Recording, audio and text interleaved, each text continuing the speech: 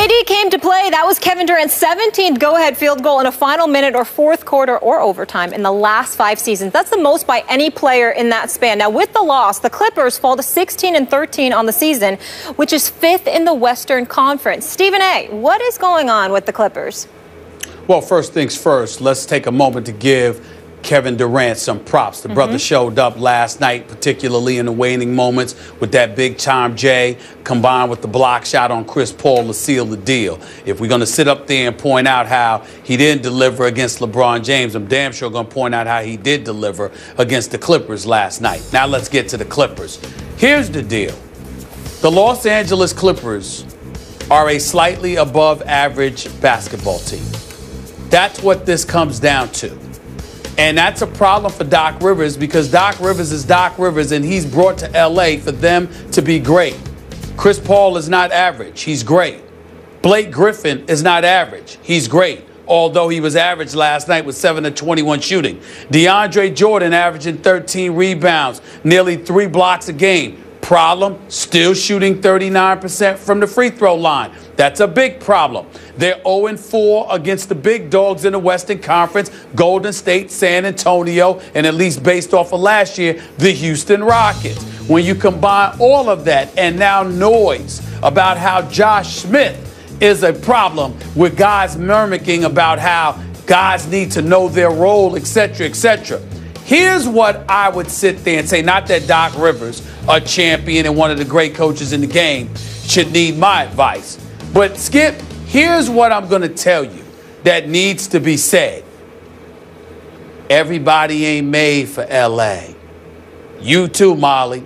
Everybody ain't made for L.A. I am. Some players don't need to be in la-la. Some players can't handle it. The biggest complaint that has been levied against the Los Angeles Clippers thus far this year is their inconsistency as it pertains to their energy or lack of focus. I'm not going to put that on Chris Paul or Blake Griffin or DeAndre Jordan because they've been in L.A.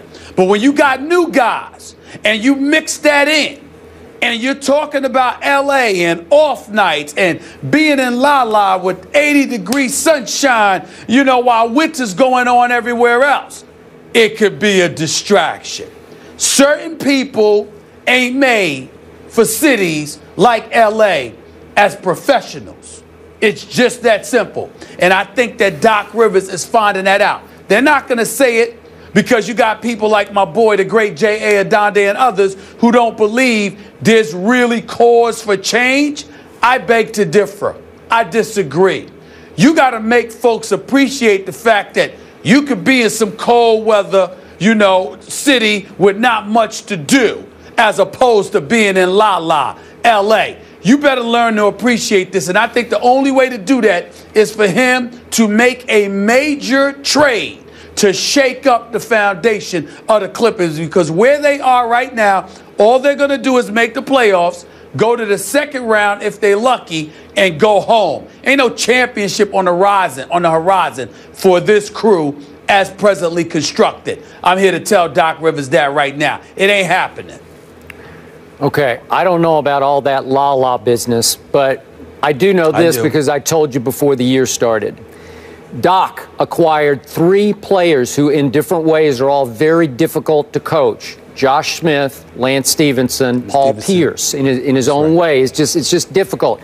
He's juggling their minutes with his son's minutes. That's a problem because Austin's a pretty good player. A lot of people in the league didn't think that, but now Doc is saying, he can play. Look, I thought he was really good against the Spurs in the playoffs. But you're juggling minutes with difficult people to coach. And you're also juggling a DeAndre Jordan. And by the way, they were on their way to having their first quality win the other night in San Antonio last Friday night. They were in control of that game. And all of a sudden, Coach Popovich said, I got to do it. I'm going to hack a DeAndre. He uglied up the game. And guess what? He changed the game because DeAndre still can't shoot a free throw. As you say, 39%. And this is the stat of the day for me.